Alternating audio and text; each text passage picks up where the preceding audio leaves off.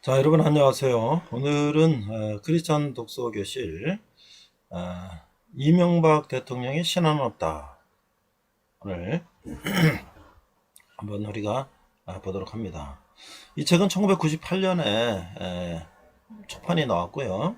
개정판이 2005년에 나왔어요. 저는 이 2000년, 1999년 대학원 박사과정, 경영학 박사학위 받을 때 제가 논문을 이제 경영자의 변혁적, 거래적 리더십이 구조조정에 미치는 영향에 관한 연구라는 이제 논문을 썼는데요.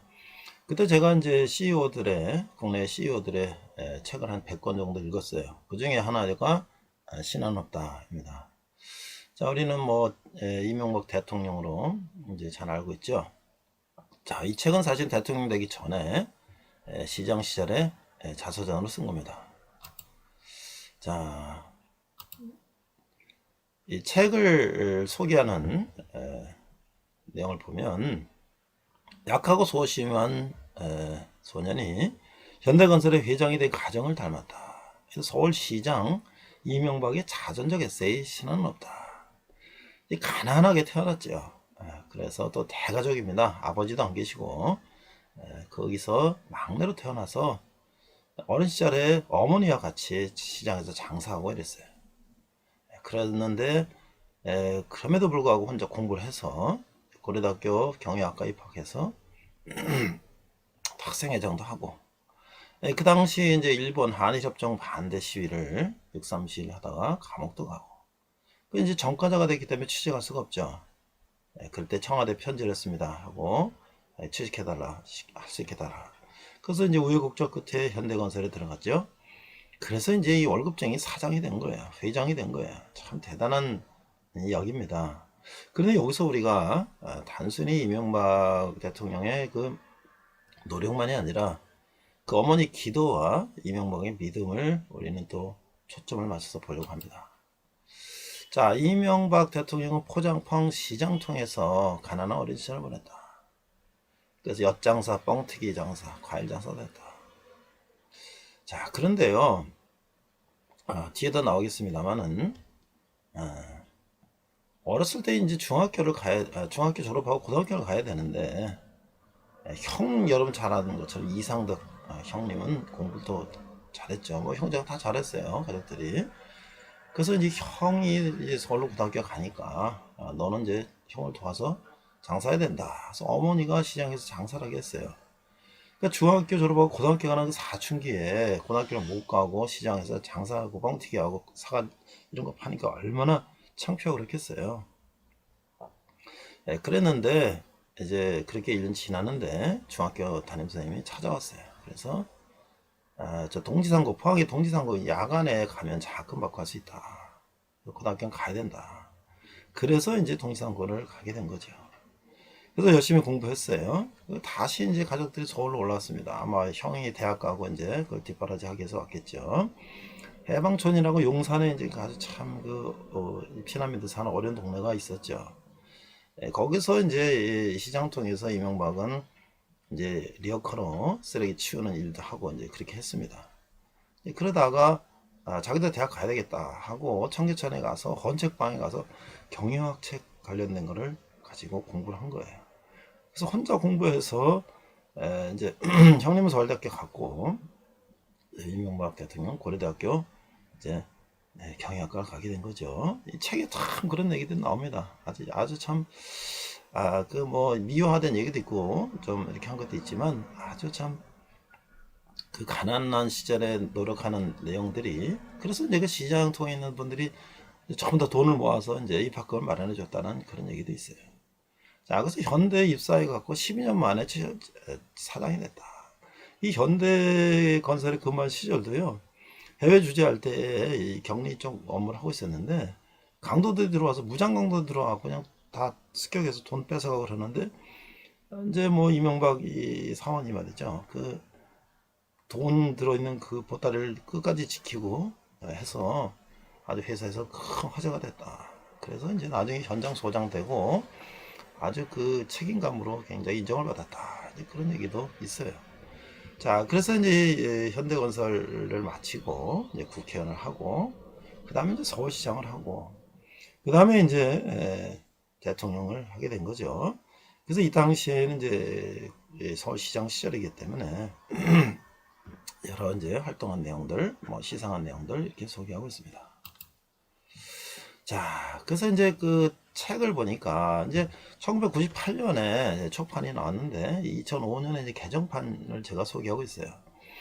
그래서 개정판 서문에 현대를 떠난 까닭, 이제 현대에서 이제 나온 이야기들이 또 있죠. 우리가 이제 이 사기업에서 근무해 본 사람들은, 저도 사기업에서 20여 년 근무하고 또 이제 교육 컨설팅 사업을 하고 또 이제 대학에서 강의를 하고 이제 이렇게 했습니다만은, 사기업에서 회장의 자제들이라든지 그 패밀리 아닌 일반 직원은 사실은 다른 거죠, 출신이. 그러니까 아무리 능력이 있다 그래도 회장 패밀리가 아닌 다음에는 한계가 있는 거예요. 그 얘기를 이제 하고 있는 것이죠. 자, 그 다음에 이제 여기 나이스는 가난한 어머니다. 사실 이 책을 읽으면서 한 세 가지를 제가 굉장히 감명 깊었는데요. 첫 번째가 뭐냐면 그 어머니예요. 어머니는 새벽 기도하시고 그런 분이셨는데, 이 가난한 소년이 자존심을 세우고 남들을 도울 수 있다는 것을 가르치기 위해서 어머니가 이제 동네에 이제 잔치가 벌어지면 가서 우물질 펌프질 해서 물 떠주는 일을 해라, 봉사를 해라. 네가 가진 돈은 없고 우리가 하지만 우리 힘은 있으니까 도와줄 수 있다. 그 대신 끝나고 절대 아무것도 얻어오지 마라, 이랬다는 거예요. 그래서 어린 이제 소년이 가서 뭐 도와드릴 거 있습니까? 그러니까 이제 잔치집에서 뭐 이상한 애가 와서 그러니까 얘가 뭐 훔쳐가려고 왔나? 이제 그런데 제가 물을 떠드리겠습니다 하니까 뭐 그래 한번 해봐라. 그랬더니 하루 종일 한다는 거, 그걸 하루 종일 아침부터 잔치 끝날 때까지. 그래서 너무 수고하니까 어른들도 미안해서 이제 저녁 때 뭘 싸주려고 아닙니다. 어머니가 가져가지 말라 그랬습니다. 그게 왔다는 거예요. 참 그거 쉬운 일이 아니죠.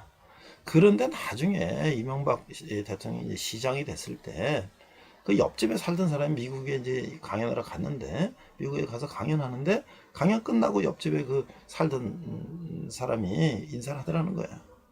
자기가 봤을 때 어렸을 때 이명박 대통령 가정은 그걸 자기들 스스로 자립하려고 노력하고 이랬는데, 우리는 맨날 이제 얻어먹고 동양해 먹고 이제 이렇게 해서 우리는 뭐 그렇게 그냥 살다 말았다. 그래서 훌륭한 우리 시장님 만나서 반갑다, 이렇게 하다는 거예요. 아무리 어려워도 얻어먹으려고 하는 게 아니라 내가 스스로 노력해서 먹고 살라고 하는 그런 정신이 참 중요하다, 그런 얘기를 할 수 있죠. 여기서 이제 마지막에 그러니까 청계천 헌책방에서 이제 그 책을 얻어가고 이제 공부를 했다는 얘기. 자, 그래서 이제 고참 소장과 신출애기 사원, 아까 이제 제가 말씀드린 것처럼 이제 그 해외 취재할 때 그런 이야기들이 쭉 있어요. 그 다음에 이제 박정희 대통령과의 만남도 이야기도 있고요.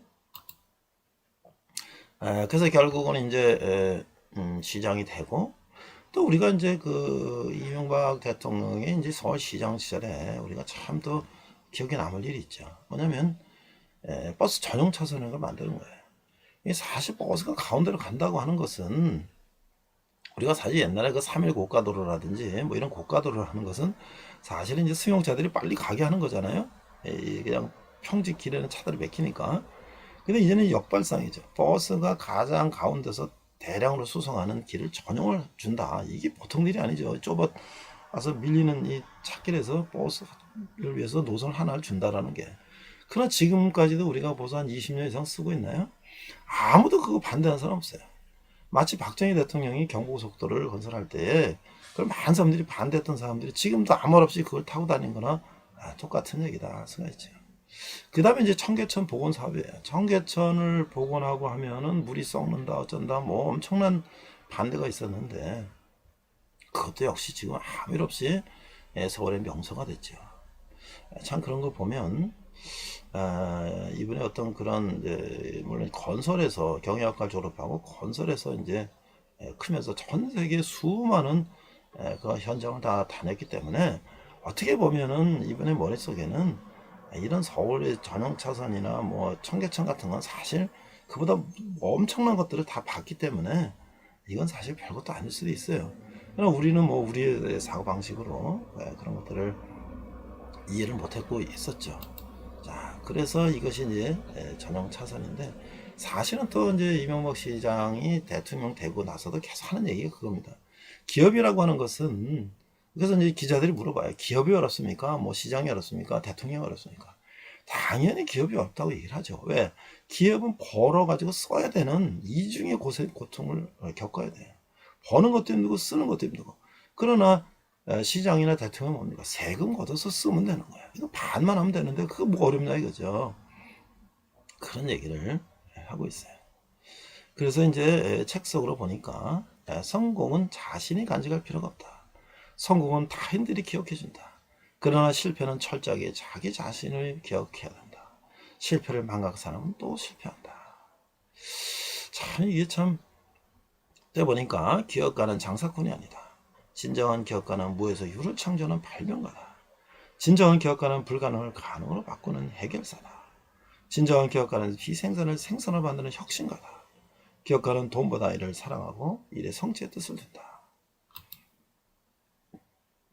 자, 이런 참 얘기를 보면 이게 이제 청계천 얘기 그 사진이죠. 세계적인 명소가 됐어요. 저기 이제 소설가가 추천을 이렇게 했습니다. 지금보다 더 어렵고 힘든 때가 있었다. 그래도 우리는 꿈과 희망을 잃지 않았다. 그리고 바른 길을 가려고 했었다. 앞으로 더 어려운 상황이 닥쳐올지 모르지만 피하거나 물러서는 안 된다. 문제 맞서서 해결하고 도전을 넘어 새로운 미래를 열어야 한다. 일에 따른 것이 아니라 이를 장악하고 해내야 하는 것이다. 세계를 둘러보고 앞을 내다보아야 한다. 과거를 돌아보고 자신을 살펴야 하는 것은 그 때문이다. 이렇게 추천평이 이렇게 기록을 해놨어요. 자, 네티즌이 이제 이렇게 리뷰를 했습니다. MB의 자서전입니다. 솔직히 정치적 목적이 다분해 보입니다. MB가 잘한 것, MB가 한국 사회에 미친 긍정적 영향, MB의 소신, MB의 능력으로 가득 차 있습니다. 우리나라에서는 대통령은 임기 말이 항상 안 좋습니다. 지지율도 바닥을 치고 온갖 부정적인 이슈들이 임기 말에 터집니다. 물론 그럴 만한 이유가 있지만 욕할 것은 하더라도 잘한 부분도 좀 더 같이 평가가 되는 분위기가 되면 좀 더 소신있게 정책을 추진할 수 있지 않을까 싶습니다. 자서전은 재밌습니다. MB의 강경변이 자연치유된 일화, MB의 러브스토리 등 웬만한 소설보다 극적인 이야기들이 담겨 있습니다. MB가 스스로를 예쁘게 포장한 구석이지만 과일술의 장사에서 대통령이 된 사람의 이야기인 만큼 추천하고 싶습니다. 이렇게 네티즌이 소감을 했는데요. 저는 이 4대강도 말이죠. 사실은 이 4대강 사업이라는 것이 자료를 찾아보고 또 이렇게 기사를 보고 여러 가지 이제 자료를 보면 이명박 대통령이 처음 한 게 아니에요. 이건 김대중 대통령, 노무현 대통령 다 달랐던 거예요. 왜냐하면 우리가 지금 보면은 서울시에도요, 망원동이라든지 성수동이라든지 뭐 풍납동이라든지 홍수가 엄청 나고 그랬어요. 도시에도, 서울 수도에도. 장마가 홍수가 나서 다 침수되고 엄청 그랬고, 지방은 말할 것도 없죠. 지방은 뭐 농경지가 다 침수되고 뭐 뚝이 다 터지고. 그런데 김대중 대통령이 이걸 하려고 그랬는데 예산이 20조가 들어서 못한 거예요. 근데 그걸 이명박 대통령이 한 거예요. 그러니까 반대하는 사람들은 뭐 이명박 대통령이 돈을 많이 써가지고 뭐 어떻게 했다니 그렇게 얘기를 하는데, 사실은 이거 우리나라 국책 사업이죠. 그것을 이명박 대통령이 한 거예요. 많은 정권들이 이 부분에 대해서 반대하거나 또 반대 사람들이 있어요. 그러나 사실 우리가 홍수가 나거나 가뭄이 될 때 이 치수 사업을 통해서 우리가 얼마나 지금 농사 짓는데 도움을 받고 있습니까? 우리가 이 신한업당 이 책은 사실 서울시장 될 때까지 어렸을 때 얘기인데, 그 후에 뭐 여러 또 이제 이명박 대통령의 자서전 전기가 많이 나와 있어요. 대통령 이후까지도 나와 있는데, 자, 저는 여기서 초점을 그 어머니의 기도, 그리고 이명박 대통령이 장로죠. 장로로서 그가 얼마나 또 하나님 앞에서 사명을 가지고 했는가. 물론 뭐 개인적으로 뭐 여러 가지 뭐 부정적인 문제도 있을 수가 있어요. 또 뭐 이제 고려대학교 뭐 소망교회 뭐 영남 뭐 사람 썼다. 사실 미국이나 전 세계 대통령이나 누구 지도자를 보더라도 다 자기의 그 그룹들을 쓰는 거예요. 어떻게 그런 일을 하면서 전혀 모르는 사람들을 쓸 수가 있겠습니까? 그거는 비판하기 위한 비판이고, 사실 우리가 따져보면 어느 정권 누구, 어느 대통령 누구 수상이라도 다 자기가 함께 같은 사람을 쓰는 것이에요. 그것이 당연한 것인데, 그래서 비판하는 것도 참 어처구니 없는 일이죠. 우리는 크리스찬으로서 우리가 정말 하나님 앞에 사명감을 가지고 이 나라의 민족을 위해서 어떻게 우리가 쓰임 받는가, 이것을 다시 한번 생각해보는 책을 추천합니다. 자, 이번 시간은 모세오경 네 번째 시간으로서 요셉과 형제들의 이야기라는 제목으로 말씀을 나누고자 합니다. 이 부분은 창세기 37장부터 50장까지 아주 긴 이야기입니다. 자, 오늘 우리가 본문은 창세기 50장 19절에서 21절 한글과 영어 NASB 버전으로 한번 읽어보도록 하겠습니다. 우리 자막에 나와 있는 말씀을 같이 한번 읽도록 하겠습니다. 창세기 50장 19절 요셉이 그들에게 이르되 두려워하지 마소서 내가 하나님을 대신하리이까. 20절 당신들을 나를 해하려 하였으나 하나님은 그것을 선으로 바꾸사 오늘과 같이 많은 백성의 생명을 구원하게 하시려 하셨나니. 21절 당신들은 두려워하지 마소서 내가 당신들과 당신들의 자녀를 기르리다 하고 그들을 간곡한 말로 위로하였더라. 이것은 이 요셉이 형들을 만났을 때 한 이야기죠. 자, 우리 영어 버전을 보니까 But Joseph said to them, Do not be afraid, for am I in God's place? 20절 And as for you, you meant evil against me, but God meant it for good in order to bring about this present result, to preserve many people alive. 이렇게 돼 있어요. 25절 보니까 So therefore, do not be afraid. I will provide for you and your little ones. So she comforted them and spoke kindly to them. 이렇게 얘기했어요. 자, 이게 요셉과 형제들의 이야기. 그러니까 요셉은 야곱이 아주 좋아했던 그래서 결혼하려고 했던 라헬. 그 영어로 레이첼이라 하죠. 영어 이름에 레이첼이 많아요. 여성들 이름에. 그 라헬 같은 아름다운 이름을 지어줬겠죠. 사에서 태어난 11번째 아들이라는 거예요. 그러니까 이제 언니 레어와 또 여종 비라 뭐 해서 다 낳는데 정말 자기가 사랑했던 라헬로부터 진짜 이제 11번째 낳았으니까 얼마나 좋았겠어요. 그 나이가 야곱의 나이는 91세였고 이때는 1915년경 BC 한 2000년경이었다는 거예요. 그는 야곱의 편애와 그의 꿈 때문에 다른 형제들의 미움을 받았다. 그러니까 11번째 자기가 사랑하는 라헬로 난 아들을 얼마나 예뻐했겠어요. 그러니까 다른 형제들이 시기를 받는 건 당연하겠죠. 그리고 그 채색옷을 입혔단 말이지. 다른 형제들은 그냥 보통 옷을 입히는데 요셉만 그렇게 예쁜 옷, 비싼 옷을 입히니까 형들이 당연히 불만이 있었고, 또 형들이 양치러 가면 얘는 가서 감시하라고 말이죠. 그런 거. 또 뭐 이제 볕단 12개가 있는데 자기 볕단에 다 절하더라. 하늘에 달과 별이 있는데 별들이 자기한테 절하더라. 그러니까 형들이 이게 정말 11번째가 말이죠. 막내가 아주 형들을 무시하고 자기가 아주 이제 우두머리가 되려고 그런다. 라고 아주 그냥 화가 잔뜩 났는데 결국 멀리 이제 양치러 갔을 때 그걸 감시하러 또 아버지가 이제 요셉을 보내니까 이걸 죽이자. 그러고 죽이려고 그러다가 또 팔자. 뭐 이렇게 해가지고 결국은 아랍으로 가는 낙타 상인에게 팔았단 말이에요. 그래서 노예로 가게 됐다. 이때가 요셉이 하면 17살 청소년기였을 것이다. 그 요셉은 이집트로 잡혀갔는데 거기서 팔려가지고 경호실장이죠. 보디발의 집에 노예로 팔려갔는데 늘 요셉의 마음에는 여호와께서 함께 하심으로 그런 이제 말을 했다는 거야. 이 표현이 이 39장에 5번이나 나와. 그런 팔려가고 죽을 뻔하고 잡혀가고 노예로 가고 일하고 그런 상황 속에서 늘 여호와께서 다 함께 하신다. 그래서 보디발의 신임을 얻어서 이제 집안의 모든 일을 이제 감독하는 그런 일이 됐는데, 이제 그 아내가 이 젊은 또 이 요셉을 유혹해서 잠자리 하려고 그럴 때 요셉은 결국은 하나님께서 원하지 않은 일을 하지 않는다 하고 도망치다가 그 옷이 찢어지고 그 옷을 가지고 또 이제 그 보디발의 아내는 이제 뒤집어 씌우는 거죠. 요셉이 나를 추행하려고 그랬다. 결국은 억울한 누명을 쓰고 요셉은 감옥에 갇히게 됐다. 참 이게 팔려고 한 것만도 억울한데 설상가상이라고 이제 여기다 또 감옥까지 2명 쓰고 잡혀갔으니 내 인생이 어떻게 될지 알 수가 없는 그런 상황이죠. 그렇지만 그는 감옥 속에서도 술 맡은 간원장과 떡 맡은 간원장, 감옥에 같이 잡혀온 사람들을 꿈을 해석하고 이제 자기가 풀려줄 것을 그들에게 부탁했지만 그들도 또 다 잊어버려요. 신경 안 쓰는 거죠. 근데 결국은 바로 왕이 꿈을 꿨는데, 예? 이제 7마리의 소가, 살찐 소가 있는데 나중에 7마리 마른 소가 그걸 잡아먹고 이런 꿈을 꿨는데 이게 뭐냐 말이죠. 아무도 그걸 해결하는 사람이 없어요.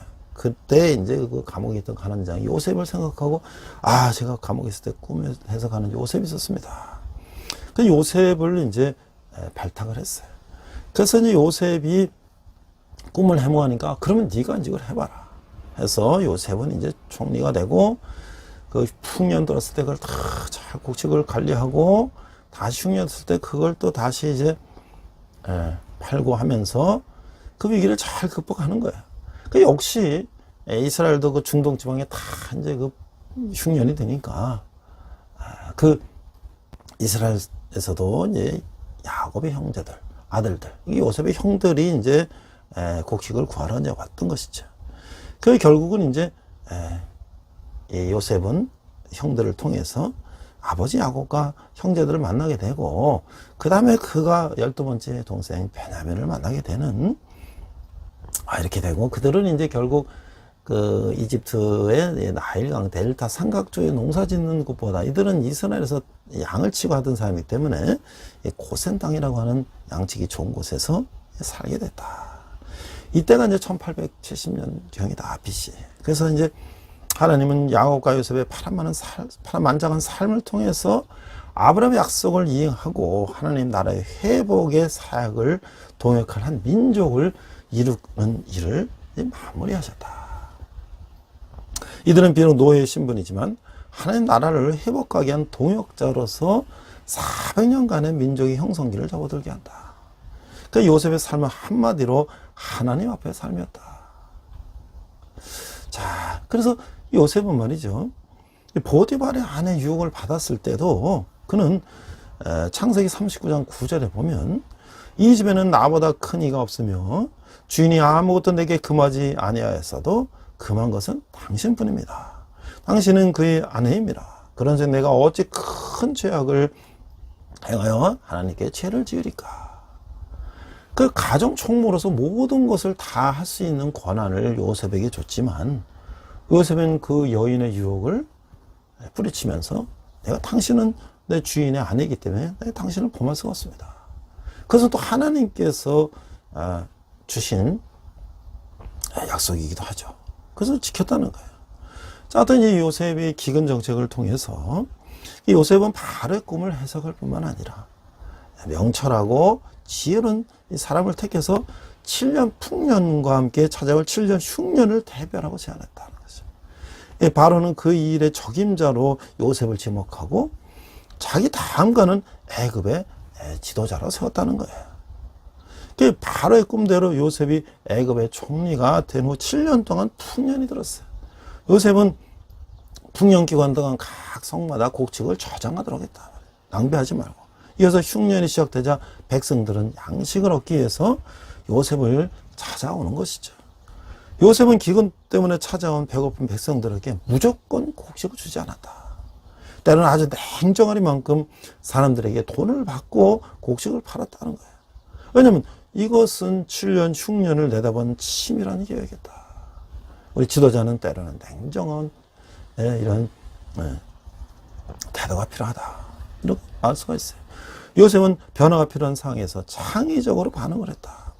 애국과 가나안 백성들이 돈이 다 하자 그들은 이제 그들의 짐승으로 곡식을 바꾸라고 했어요. 그래서 그게 이제 이들은 땅과 문 밖에 남지 않자 곡식을 주는 듯이 땅까지 이제 넘겨받았다. 그러니까 요셉이 얼마나 철저하게 흉년을 대비해서 이제 했는지 모르겠어요. 그리고 그 종자를 나눠주어 농사를 짓게 하고는 생산량의 5분의 1을 바로에게 바치도록 하는 애굽의 토지법을 세웠다. 그 5분의 1은 바로에게 바치고 오븐에 사는 종자 양식을 삼으라는 거예요. 이렇듯 요셉은 양식과 종자를 구별할 줄 아는 지혜자였다.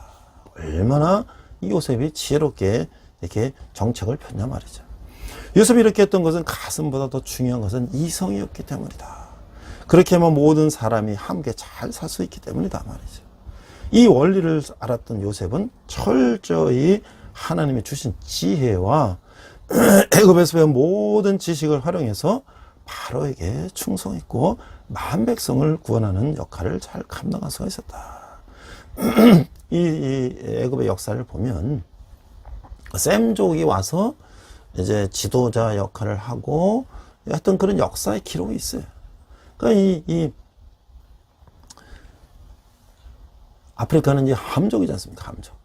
근데 그 다른 족속이 와서 지도자를 했다는 것이 그들의 역사에 기록되어 있다는 거예요.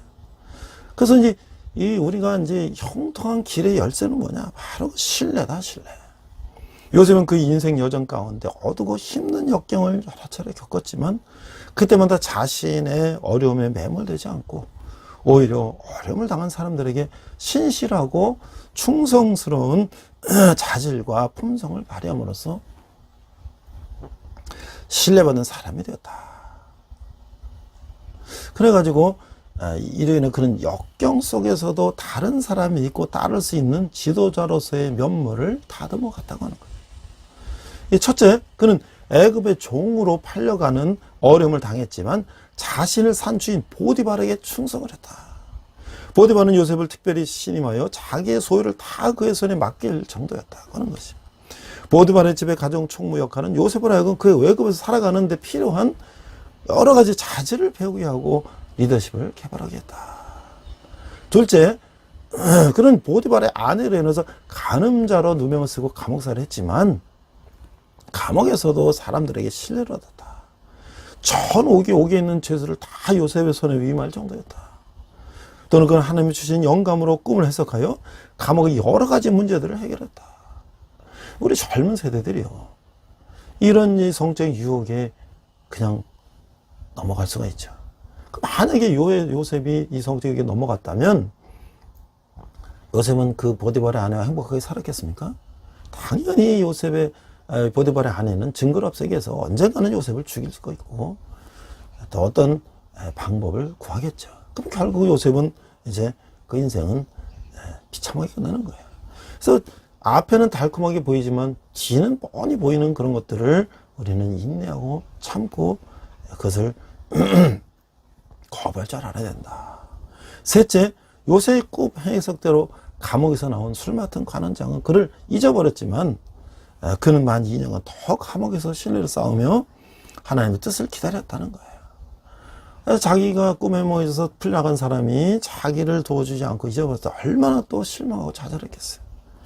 마침내 바로의 꿈을 해석하고 인간사를 계획하고 통치하시는 하나님의 섭리를 보여줬다. 자, 이 네 번째는 말이죠. 그는 애굽의 총리가 되어서 7년간의 풍년과 7년의 기근 동안 바로에게 막대한 부를 가져다 주는 충성으로 바로의 신뢰를 얻었다. 그는 7년의 기근을 예비한 지혜로운 경영으로 애굽과 주변 나라를 모두 구원했다. 이 다섯째, 자신을 애굽으로 팔아버린 못된 형들이 찾아왔을 때 그는 안가품하지 않고 형들에 대해서 오래 참는 사랑을 보여줘서 진정한 리더에서의 신뢰를 구축했다. 이게 바로 하나님 앞의 신뢰와 인간에 대한 신뢰를 요셉은 몸소 실천했다는 얘기예요. 제가 앞서서 말씀드렸지만 17살의 청년이 그 여인의 유혹을 받았을 때, 사실 그 아무도 없는 집에서 그 유혹을 받았을 때 그걸 부딪히기가 얼마나 쉽지 않았을까. 또 오늘날 우리 청소년들이 얼마나 성범죄에 노출되어 있는가. 제가 자료를 찾아보니까 언제부터 우리 사회는 성폭력을 비롯한 청소년 자살이나 폭력 같은 문제가 발생하면 이건 개인적인 문제다라고 낙인을 찍는다는 거예요. 어떤 이는 더 강력한 처벌해야 된다. 어떤 이는 경찰이 무능해서 그렇다. 어떤 이는 더 엄한 법을 만들어야 한다고 목소리를 높이고 있다는 거예요. 그 일리가 없는 말은 아니에요. 하지만 조금만 더 신중하게 생각해 보면 이런 반인권적인, 반인간적인 사건이 일어나는 근본 원인이 무엇인가? 우리가 살고 있는 이 자본주의 사회는 성이 상품이 되어 있다. 여성이 인격적인 대우가 아닌 성의 대상으로 보는 시각이 일반화되어 갔다. 이런 말이에요. 사람들은 말하기 좋아서 여성 상위 시대라고 말하지만 결국은 여전 남비 뭐 이렇게 얘기도 해요. 여자가 아주 최고다. 근데 여성의 사회 진출률이 높다. 또는 여성의 사회적 지위가 높아져서 남녀 평등 사회가 이루어진 건 아니라는 거예요. 우선은 여전히 섹시한 여성이 유리한 사회고 그 외모 지상주의 가치관이 지배하는 그런 수준 낮은 사회다는 거예요. 이런 사회 현상을 반증하듯이 여성은 인격적으로 대접받는 게 아니라 외모에 따라서 차별받는다는 거예요. 여성들이 보다 섹시하게 보이려 해서 수단과 방법을 가리지 않는 게 현실이라는 거죠. 그들이 옷을 보면 미인 만드는 그런 프로그램 같은 게 보면 여전히 인기 누리고 말이죠. 여성들이 성형 수술이 아주 당연처럼 되고 방학 되면은 이 여학생들도 성형하고 말이죠. 이 초등학생들까지 화장 안 하면 왕따 당한다. 뭐 이런 얘기가 있어요. 그러니까 인격이 아니라 생김새로 인간을 차별하는 사회는 이거는 후진 사회다. 사악한 자본주의 맨 얼굴이요. 이 자본의 이익을 위해서 만들어 놓은 덫에 걸린 이 사회라는 거예요. 키가 크냐, 피부가 하얗냐, 그리고 외모가 잘생겼냐, 이런 거로 차별된 사회는 왜곡된 인간관이다. 이런 문제는 교육이나 언론을 통해서 고쳐야 할 가치관인데 자본에 잠식당한 언론은 오히려 성차별을 부추기고 있다. 학교는 여전히 인권의식조차 제대로 가르칠 수 없는 인권 사각지가 되어 있다. 이게 우리가 사랑도 배워야 할 듯이 인권이나 성의식도 배워야 한다는 거예요. 사회가 온통 외모 지상주의인데 개인에게만 초연하고 할 수 없듯이 성범죄 또한 마찬가지라고 하는 거예요. 인터넷을 열고 키보드에 단어 몇 자만 두들기면 온갖 음란물이 쏟아지는데 청소년들에게 눈을 감으라는 것은 성인군자가 되라는 거와 뭐가 다르냐 이게. 그래서 청소년은 에너지가 넘치는 시기인데 그 에너지를 독서나 스포츠를 통해서 승화시키지 못하고 PC방을 드나들고 스마트폰을 통해서 배우는 게 이게 누구 잘못이냐. 원인을 덮어두고 문제가 생기면 개인의 책임으로 돌리는 것은 옳지 못하다고 하는 거예요. 성폭력이나 청소년 범죄 같은 일탈을 정당화하자는 말이 아니라 청소년 문제나 성차별 문제는 처벌이나 법의 형량을 높인다고 해결될 일이 아니다고 하는 거예요. 가장 시급한 문제는 언론의 보도 태도부터 바꿔야 된다. 사실 이러면서 자본에 마름이 된 이 찌라시 언론들은 청소년들을 병들게 하고 있다는 거예요. 아니, 이 성폭력을 부추기고 있다는 거예요. 이와 함께 교육을 통한 인권의식, 성교육 또한 더 이상 지체해서는 안 된다고 하는 거예요. 이 알파고 시대, 이 알파고 시대에서 지금 AI 시대에, 그러니까 아날로그 수준의 성교육, 그 인권교육을 어떻게 성을 부추기는 풍토를 막을 것인가. 용케도 이 법망에 잡히지 않는 범법자가 요용이 되는 세상은 폭탄을 숨기고 사는 거는 마찬가지다. 그건 이제 우리 가족만 피하면, 나만 피하면, 우리 가족만 피하면, 이런 생각이나 돈벌이에 부안해동하는 사람들은 사람답기를 포기하는 저질인 인생이라는 거예요. 언젠가는 내가 또 우리 가족이 피해자가 될 수가 있다고 하는 거예요. 그래서 이 구경꾼이 되는 게 옳은 것인가. 하는건대 우리가 언론이 교육이 바뀌지 않으면 청소년 범죄 문제가 해결될 것이라고 기대하는 것은 이건 언감생심이다. 또 이제 우리가 보면 또 스마트폰 중독이 보통 일이 아니에요. 이 청소년들을 조사해 보니까 스마트폰 소지가 거의 이제 전 청소년들이 소지하게 되고 또 그들이 이제 스마트폰 중독률이 점점 높아가서 거의 이제 스마트폰에 중독된 세상이라 할 수가 있죠. 그래서 청소년들의 거의 한 3분의 1은 스마트폰 중독에 걸려 있다. 이것은 정말 우리가 어릴 때부터, 아기 때부터 울고 하면 스마트폰 주고 게임하고 말이죠. 그것이 이제 청소년 시절부터, 물론 스마트폰이라는 게 좋은 기능이 있죠. 자료를 검색하고 뉴스를 보고 또 뭐 자기가 관련된 자료를 보고 또 뭐 SNS 뭘 보내고 말이죠. 통신과 여러 가지 정보, 여러 가지 좋은 점이 있지만, 그러나 지나칠 정도로 게임이라든지 뭐 여러 가지 음란물이라든지 이런 걸 통해서 시간을 지나치게 낭비합니다. 그래서 우리 여기 뭐예요? 인터넷 중독, 게임 중독, 이런 것들이 엄청난 영향을 주고, 또 아이들에게 뇌 발달이 균형적으로 이루지 못하고 통합적 사고 능력과 자기조절력이 발달하지 못한다. 저도 학교에서 우리 학생들에게 사고력과 이제 그 논술력을 강조하기 위해서 제가 리더십이든 어떤 과목을 성경 과목을 하다 항상 논술식을 쓰라 그러는데, 점점 학생들이 답을 쓰는 양이 줄어들어요. 그만큼 머릿속에 생각하고 쓰는 훈련이 안 돼 있다는 거죠.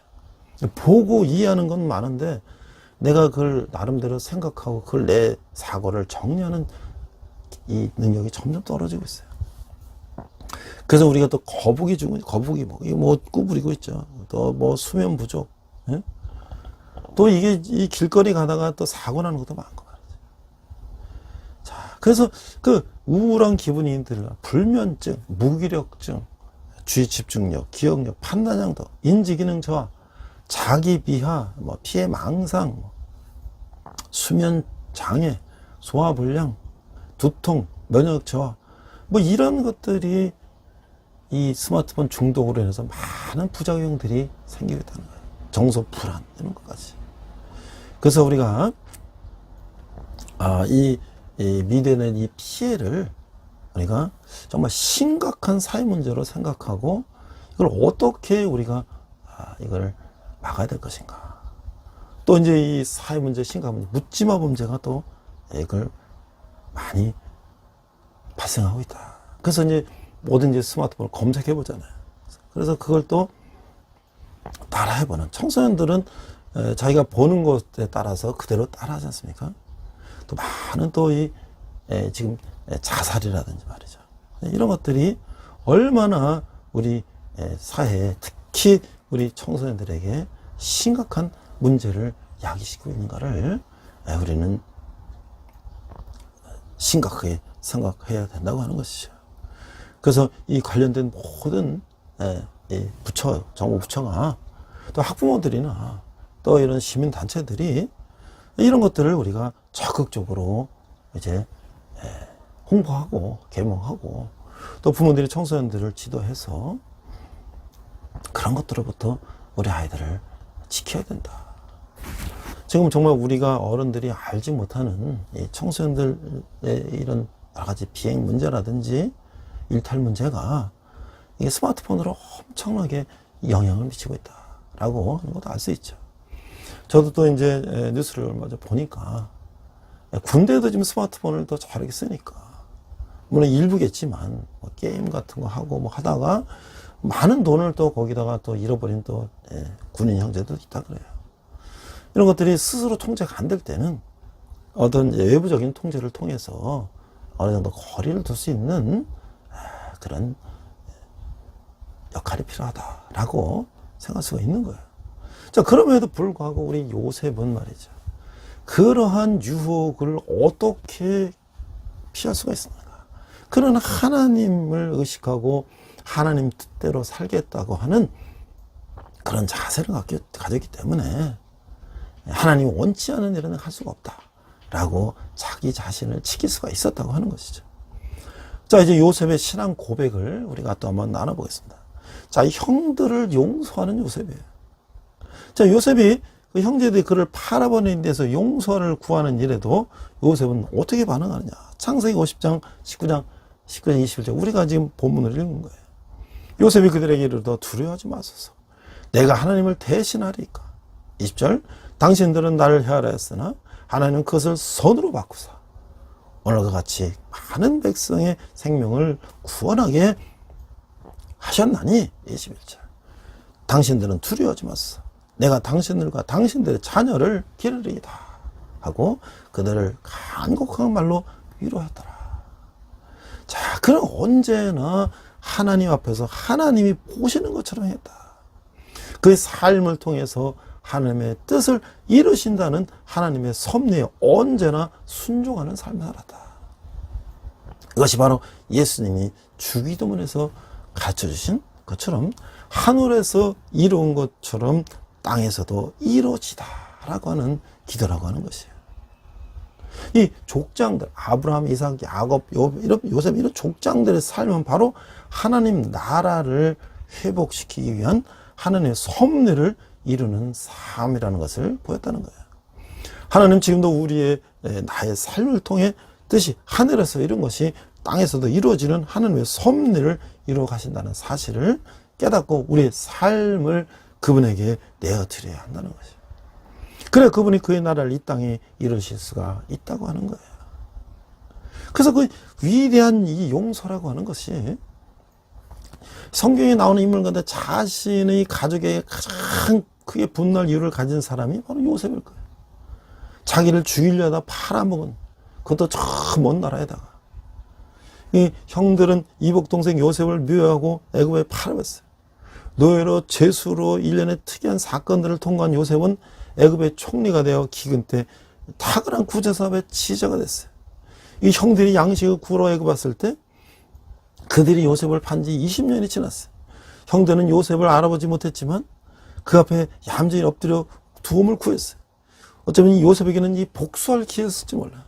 이런 나를 죽이려고 나를 팔아먹은 형들을 내가 아주 그냥 원수로 갚겠다. 그러나 그는 형들이 용서를 구하기 전에 먼저 진심으로 용서할 뿐 아니라 가족 모두 애굽으로 이주해 오도록 했고 그의 일생 동안 형제들을 아주 잘 대접했다는 거예요. 이런 요셉의 놀라운 관용은 하나님께서 그의 삶을 주관하시고 환난조차 선한 목적으로 사용하신다는 것을 깊은 신뢰에서 나온 것이다. 그의 아버지 야곱이 죽자 불안해하는 형들에게 두려워하소서. 내가 하나님을 대신하리까. 내가 당신과 당신의 자녀를 기르리다 라며 간곡히 위로까지 했다고 하는 거예요. 우리가 이 분노는 말이죠.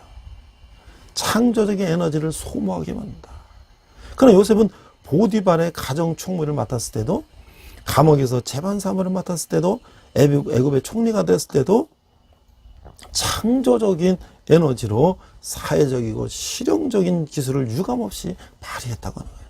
이것은 고난의 세월을 지나온 요셉의 마음에 분노가 없었다고 하는 거예요.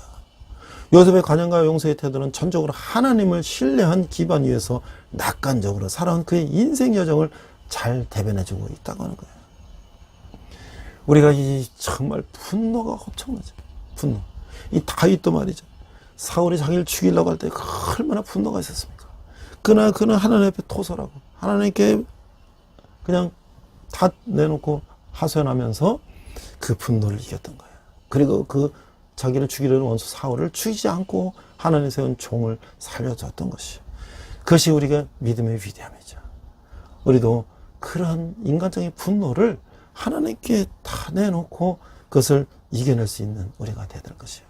그래서 하나님의 계획은 이제 출애굽기에서 더 이어지게 되는 것이죠. 자, 그래서 이제 요셉의 가족들이 야곱을 비롯해서 많은 가족들이 이제 애굽으로 이제 가게 되는 거예요. 기근을 피해서 애굽으로 이주한 야곱의 가족의 수는 약 70명이었다라고 기록되어 있어요. 이들이 400년이 지난 후에 장정이 60만이다. 그래서 애굽으로 출애굽을 하는 거예요. 근데 사도행전 7장 14절에서 스데반은 야곱 가족의 수를 75만 명으로 언급하고 있어요. 이 수의 차이는 구약에서 이제 4번, 이걸 옮겨 적고에 얻은 차이가 아닐까. 그래서 뭐 맞서르바는 70만, 또 쿰난에서는 뭐 70역에서는 또 더 있다고 하고 75만. 네? 유세반은 70인역의 성경을 보고서 그렇게 얘기했다고 볼 수가 있는 거죠. 어쨌든 어른만 60만이면 그건 한 300만 되는 인구라고 할 수가 있는 거죠. 자, 이제 마지막에 이제 야곱은 말이죠.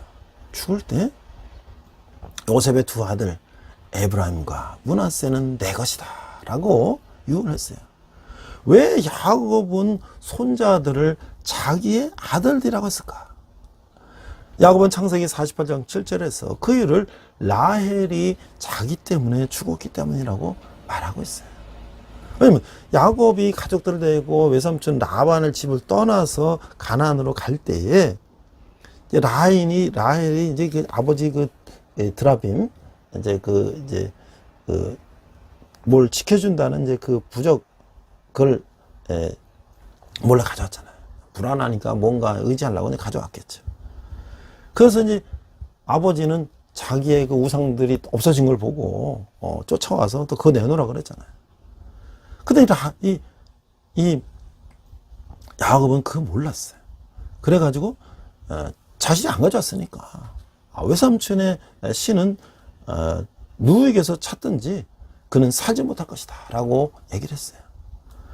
그러니까 우리가 성경에서 보면 말이죠, 하나님 앞에 내가 뭐 실수로나 또는 뭐 잘 몰라서 맹세를 했다 하더라도 그거에 대한 결과가 나타나는 경우를 우리 많이 볼 수가 있었는데, 야곱은 자신이 말한 저주의 맹세가 궁극적으로 라헬을 죽게 된 것이다 라고 생각을 했던 거죠. 그래서 라헬의 죽음이 자기 때문이다 라는 죄책감을 품고 평생을 살아온 야곱은 임종 때 자기가 말로 한 실수를 바로잡을 수 있는 기회, 방법을 생각했다는 거예요. 그러면 더 많은 자손을 갖기를 소원했지만 자기로 인해서 일찍 죽어서 더 많은 자녀를 갖지 못한 라헬에게 더 많은 자녀를 갖게 하고자 했다는 것이죠. 그래서 요셉의 아들 에브라임과 므낫세를 자기의 양자로 삼음으로써 라헬에게 2명의 자녀를 더 갖게 하는 그런 복을 주었다는 거야. 그 야곱은 평생 풀어보지 못했던 점을 라헬의 장자인 요셉의 아들들을 자기의 아들들로 삼아 그 짐을 풀고자 했다는 것이죠. 결국 그래서 에브라임과 므낫세는 이스라엘의 12지파에 들어가게 됐다고 하는 것이죠. 자, 우리가 이제 이 요셉의 이야기를 보면서 우리가 이제 리더는 문제보다 해결에 집중한다 라는 것을 우리가 생각했어요. 그러니까 비전이 있는 사람들은 문제 중심이 아니라 해결책 중심의 삶을 살아간다. 바로 그것이 요셉과 그의 형제들의 차이라는 것이. 온천하에 기근이 들었을 때 요셉의 형들은 기근을 묵상하며 서로 간망만 하고 있었어요. 그러나 요셉은 하나님의 시각으로 문제를 바라보며 문제 너머의 그 해결책과 비전을 제시했다고 하는 거예요. 요셉은 보디발의 집에 노예로 팔려갔을 때도 그가 할 수 있는 일에 최선을 다했다고 하는 것이죠. 애굽의 언어를 배우고 문화를 익히고 정치가로서의 기량을 준비하는 것이죠. 이 변화시킬 수 없는 것은 받아들였고 변화시킬 수 있는 것은 과감하게 변화시켰다고 하는 거예요. 감옥에 있어도 자기의 과거의 상처를 부둥켜 하고 눈물을 흘리는데 시간을 허비하지 않고 오히려 다른 사람의 문제를 해결해주는 해결자 역할을 했다. 요셉은 항상 문제에 직접 참여해서 해결의 열쇠를 제공했다. 비전 있는 사람만이 문제가 있는 인생에게 비전을 제시했다. 비전을 제시한다는 것은 문제 속에서 새로운 길과 가능성을 제시한다 라고 하는 것이죠. 그래서 우리 요셉을 통해서 보면서 우리에게 고난이 주는 유익이 있다. 그 요셉은 부당한 고난을 겪었지만 고난을 통해서 놀라운 영적 유익을 얻었다고 하는 것이죠. 환난과 시련 때 요셉과 같이 행한다면 우리도 놀라운 영적 유익을 누릴 수가 있다고 하는 것이죠. 첫째, 고난을 통해서 하나님이 영광을 받으신다. 성경 어디에도 요셉이 낙심했다는 기록은 없어요. 그는 하나님께 대적하지 않았어요. 하나님은 요셉과 함께 계셨고 그런 사실을 요셉 자신은 물론 다른 사람들도 알 수 있었다고 하는 것이에요. 둘째로는 문제 속에 기회가 들어있다. 언제나 문제는 우리에게 보다 큰 기회를 제공한다고 하는 것이죠. 하나님은 요셉에게 옥살이를 시킨 후에 애굽의 총리로 높이셨어요. 하나님이 이렇게 말씀하십니다. 환난을 겪지 않고서 어찌 내가 의도한 그릇이 될 수 있겠냐. 우리가 통과해야 될 문제를 제거하고자 하면 우리의 잠재력 또한 제한되는 것을 기억해야 한다는 거예요. 셋째는 환난은 영적 성숙을 가져온다. 요셉은 17살까지 부모의 품에서 사랑을 받고 편하게 살았어요. 하나님은 아주 제멋대로 천방지축이에요. 자기가 사랑받고 그러니까 자기가 최고다 이거죠. 그 요셉을 위해서 위대한 지도자를 키우기 위해서 환난을 가지게 하셨다. 시편 105편 17절에 19절은 요셉이 환난을 통해서 강인해지고 성숙해졌음을 이렇게 말씀하고 있어요. 17절, 그가 한 사람을 앞서 보내셨으며 요셉이 종으로 팔렸도다. 18절, 그의 발은 착고를 차고, 이게 감옥에서 이제 차는 거 말하죠. 착고를 차고 그의 몸은 쇠사슬에 매었으니 19절, 곧 여호와의 말씀이 응할 때까지라 그의 말씀이 그를 단련하였도다. 이 넷째는 말이죠, 환난은 우리의 온전함을 시험한다. 문제는 현재 우리가 어떤 사람인지, 즉 우리의 인격을 그대로 드러나겠다. 우리가 환난이 왔을 때 우리는요, 본성이 나타나게 돼 있어요. 그 사람의 내공이 나타나게 돼 있다. 다섯째, 문제는 사역자의 마음을 준비시킨다. 요셉이 어린 시절에 형들이 시기심과 분노에 대해서 민감했다는 기록은 없어요. 그리고 그가 노예가 되어 애통한 일을 많이 겪은 후에는 주변 사람들의 문제에 민감한 사람들이 됐다. 그렇죠? 아버지가 자기만 사랑하고, 형들 감시하려면 감시하고 말이죠. 자기의 꿈 그냥 얘기하고. 그러나 이제 그가 이런 환난과 여러 가지 겪은 후에는 형들에 대해서 이해하고, 아버지에 대해서 이해하고, 주위 사람에도 이해하는 사람이 됐다. 저는 오늘 한순간 제가 요셉을 묵상하면서 우리 주위에 요셉 같은 인물이 누가 있을까를 많이 생각해 봤어요. 제가 생각한 사람도 그냥 이명박 대통령을 생각해 봤어요. 그는 사실 어렸을 때 가난한, 홀어머니의 여러 형제 중에 가난한 아들을 태어났어요. 그러나 중요한 것은 어머니가 기도하는 분이었다는 거예요. 어머니 기도하시고 자녀들도 기도했는데, 이제 그 가난하니까 뭘 남을 도와줄 수가 없잖아요.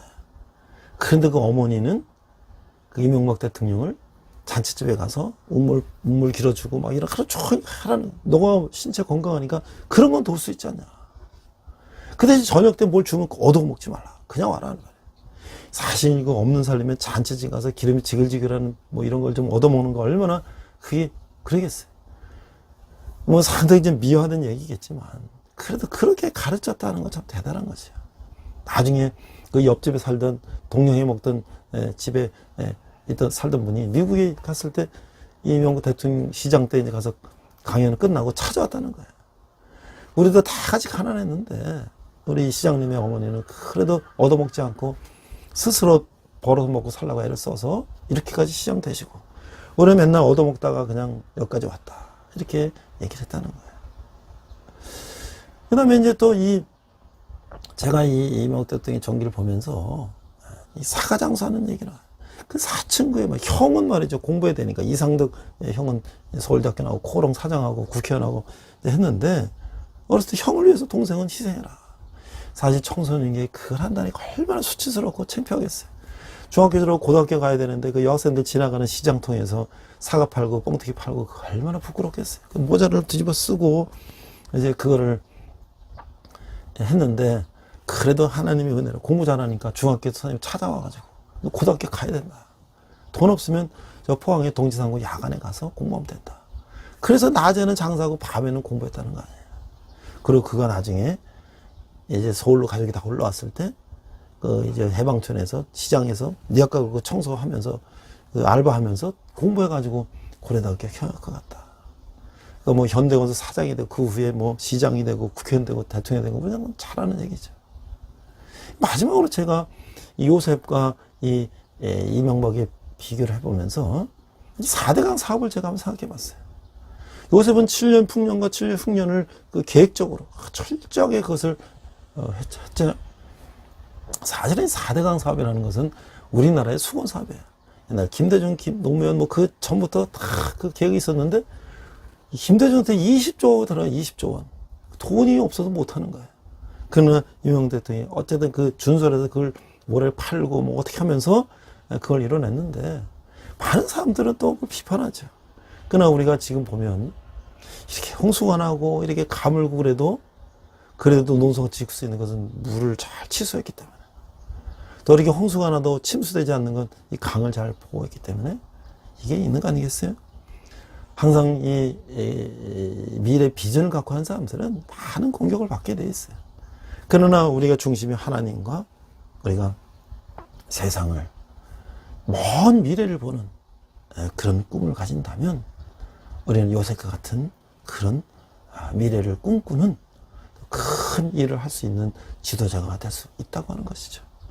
우리도 함께 믿음 가지고 어려움이 있다고 낙심하고 좌절할 것이 아니라 우리의 먼 미래를 바라보며 우리가 하나님께 의지하며 오늘 하루를 비전을 꿈꾸며 살아가는 저와 여러분 되시기를 주님의 이름으로 축원합니다. 그러면 기도하겠습니다. 하나님 아버지 은혜를 감사합니다. 오늘 요셉에 대해서 우리가 같이 나눴습니다.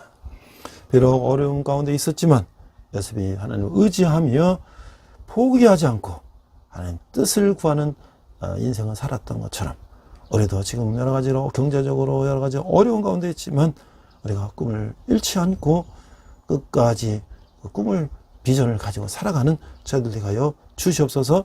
감사드리며 예수님 이름으로 기도했습니다. 아멘.